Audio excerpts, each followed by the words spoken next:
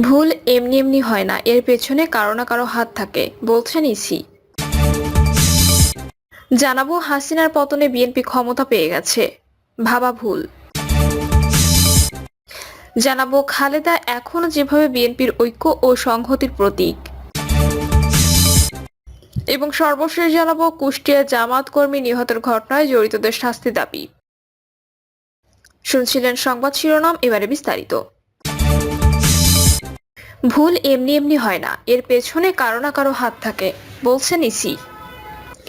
নারায়ণগঞ্জে এক কর্মশালায় নির্বাচন কমিশনার মোহাম্মদ আনোয়ারুল ইসলাম সরকার বলেছেন, জুলাই অভ্যুত্থানে যারা আহত হয়েছে তাদের দেশপ্রেম এবং কমিটমেন্ট দেখে আমরা অভিভূত। তারা নির্ভেজাল গণতন্ত্র চায়। ভুল এমনি এমনি হয় না, কারো না কারো হাত থাকতে পারে। ভালো নির্বাচন না হলে তারা আবার আন্দোলনে নামবে। ভোটার নিবন্ধন প্রক্রিয়ার চ্যালেঞ্জ নিয়ে আনোয়ারুল ইসলাম বলেন, সবচেয়ে বড় চ্যালেঞ্জ হলো মনকে ঠিক করা। উদ্দেশ্য মহৎ থাকলে কোনো চ্যালেঞ্জ বাধা হয়ে দাঁড়াবে না। স্বচ্ছ ভোটার তালিকা প্রণয়ন 18 কোটি মানুষের আমানত। এই আমানত রক্ষা করা আমাদের দায়িত্ব। তিনি বলেন, ভুল এমনি এমনি হয় না, এর পেছনে কারো না কারো হাত থাকে। অতীতে এনআইডি নিয়ে অনেক সমালোচনা হয়েছে। আমাদের সতর্কতার সঙ্গে নির্ভুল ভোটার তালিকা প্রস্তুত করতে হবে। নারায়ণগঞ্জ প্রসঙ্গে আনোয়ারুল ইসলাম বলেন, নারায়ণগঞ্জের বৈশিষ্ট্য ভিন্ন রকম। এখানে ভালো এবং খারাপ উভয় ধরনের ঐতিহ্য রয়েছে। তাই এই এলাকায় নির্বাচন প্রক্রিয়া নিয়ে বিশেষ সতর্ক থাকতে হবে। হাসিনার পতনে বিএনপি ক্ষমতা পেয়ে গেছে, ভাবা ভুল।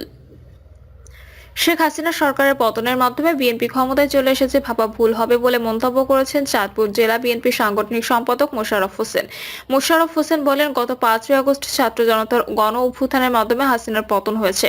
মানে বিএনপি ক্ষমতা পেয়ে গেছে, তা ভেবে রাজপথ ছেড়ে ঘরে বসে থাকলে চরম ভুল হবে।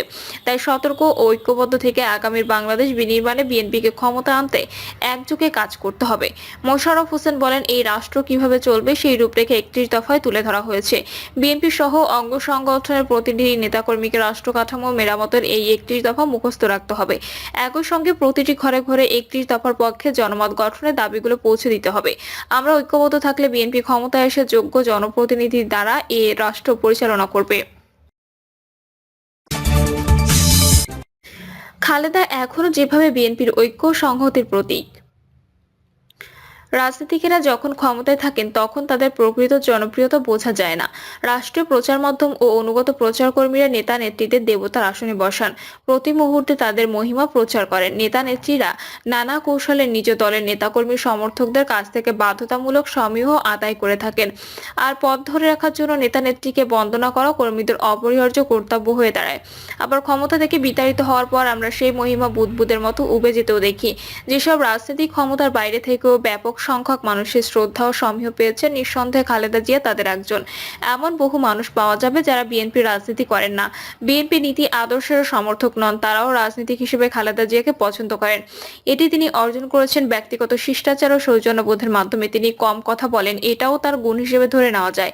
সমকালীন বাংলাদেশে তার সমতুল্য জনপ্রিয় রাজনীতিক কেউ আছে বলে মনে হয় না।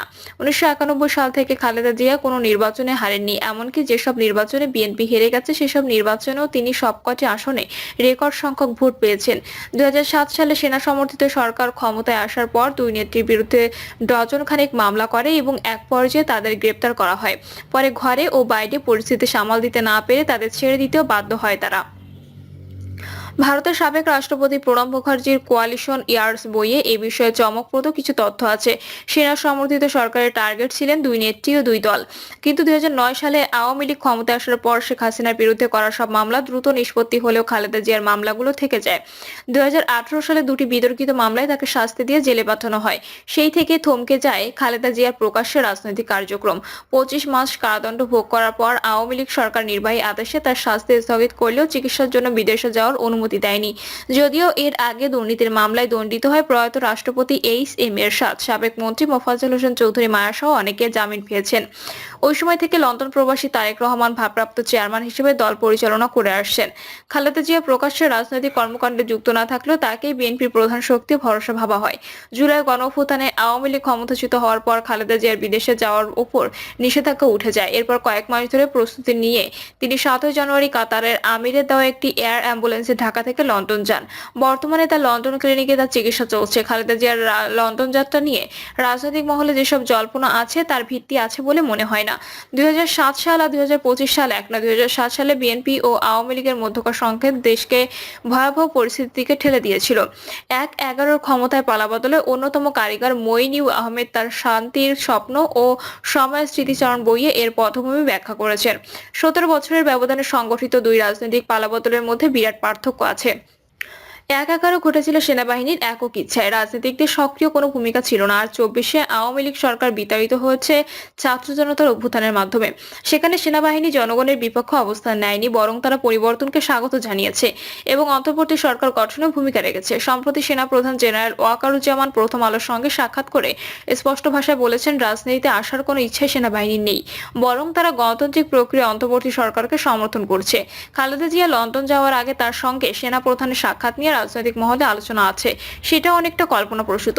বিএনপির স্থায়ী কমিটির একজন সদস্য বলেন, তিনি চিকিৎসার জন্য দেশের বাইরে যাচ্ছেন, সেজন্য তার স্বাস্থ্যের খোঁজ নিতে সেনাপ্রধান সস্ত্রীক এসেছিলেন।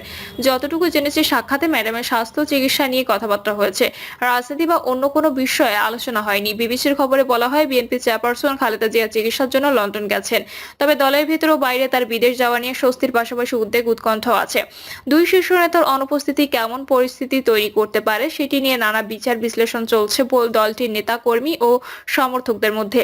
এর অর্থ খালেদা জিয়ার উপস্থিতি যেমন দলের জন্য তেমনি গণতান্ত্রিক জন্য অপরিহার্য। ডিসেম্বরের শেষ দিকে খালেদা জিয়ার বিদেশ যাত্রা বিলম্ব সম্পর্কে জানতে চাইলে বিএনপির একজন কেন্দ্রীয় নেতা বলেছিলেন, ম্যাডামের এখন যে শারীরিক অবস্থা তাতে বিদেশে যেতে কোনো বাধা নেই, তবে দেশে তার উপস্থিতি থাকা না থাকার উপর অনেক কিছু নির্ভর করে। তিনি খোলাসা করে না বললেও বিএনপি নেতৃত্বে যে উতর চাপান আছে সেটা স্বীকার করলেন। ইতিমধ্যে নির্বাচনের সম্ভাব্য প্রার্থিতা নিয়ে বিভিন্ন স্থানে সংঘাত সংঘর্ষের ঘটনা ঘটেছে। কেন্দ্রীয় নেতা সহ অনেকের বিরুদ্ধে শাস্তিমূলক ব্যবস্থা নিয়েও পরিস্থিতি সামাল দেওয়া যাচ্ছে না পুরোপুরি। এই মুহূর্তে দলের প্রধান ও ভারপ্রাপ্ত চেয়ারম্যানের বিদেশে থাকা নিয়েও বিএনপি নেতাকর্মীরা কিছুটা চিন্তিত। তাদের সঙ্গে দেশবাসীও আশা করেন খালেদা জিয়া চিকিৎসা শেষে সুস্থ হয়ে দেশে ফিরে ফের দলের হাল ধরবেন। নেতাকর্মীরা তাকেই দলের ঐক্য সংহতির প্রতীক মনে করেন। প্রশ্ন উঠেছে দলের ভারপ্রাপ্ত চেয়ারম্যান তারেক রহমানের দেশে আসা দীর্ঘক্ষণ নিয়েও। কয়েকদিন আগেও বিএনপির স্থায়ী কমিটির একজন সদস্য বলেছেন, তারেক রহমানের দেশে ফিরে আসার পরিবেশ এখনো হয়নি। এর মধ্য দিয়ে তিনি কি তার বিরুদ্ধে মামলার ইঙ্গিত করেছেন না অন্য কিছু? মামলার ইঙ্গিত করলে হয়তো তেমন চিন্তা নেই। খালেদা ও তারেকের বিরুদ্ধে দায়ের করা প্রায় সব মামলা চূড়ান্ত নিষ্পত্তির পথে। তারেক রহমানের দেশে ফিরে আসার পরিবেশ কখন তৈরি হবে সেটা নিশ্চিত করে বলা না গেলেও খালেদা জিয়া লন্ডন যাত্রা কোনোভাবে প্রস্থান নয়, এটা রাজনীতিতে পুনরাগমনের পূর্বাভাসই বলে ধারণা করি। কুষ্টিয়ায় জামায়াত কর্মী নিহতের ঘটনায় জড়িতদের শাস্তি দাবি। কুষ্টিয়ার মিরপুরে বিএনপি নামধারী সন্ত্রাসীদের হামলায় কর্মী খোকন আলী নিহতের ঘটনায় জড়িতদের দ্রুত গ্রেপ্তার করে দৃষ্টান্তমূলক শাস্তির দাবি জানিয়েছে বাংলাদেশ জামায়াত ইসলামী। তিনি বলেন, কুষ্টিয়ার মিরপুরে ফ্যাসিবাদের দোসর জাসদ থেকে আসা নব্য বিএনপি নামধারী সন্ত্রাসীদের হামলায় জামায়াত ইসলামীর কর্মী খোকন মোল্লা নিহত এবং আরও 35 জন নেতাকর্মী গুরুতরভাবে আহত হয়েছেন।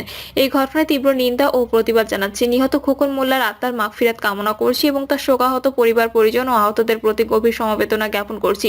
সেই সঙ্গে আহতদের দ্রুত আরোগ্য কামনা করছি। মিয়া গোলাম পরোয়ার বলেন, একটি স্কুলের পরিচালনা কমিটির গঠনকে কেন্দ্র করে সংঘটিত এই ঘটনা অত্যন্ত দুঃখজনক। ছাত্র জনতার গণ অভ্যুত্থানের মাধ্যমে ফ্যাসিস্ট সরকারের পতনের পর জাতি যখন ঐক্যবদ্ধভাবে নতুন বাংলাদেশ গঠনের দিকে এগিয়ে যাচ্ছে, তখন এই ঘটনা অত্যন্ত অনাকাঙ্ক্ষিত ও অনভিপ্রেত। প্রিয় দর্শক, এই ছিল এখনকার সর্বশেষ সংবাদ। আপডেট সব সংবাদ পেতে চ্যানেলটি সাবস্ক্রাইব করে বেল আইকনটি ক্লিক করে রাখুন।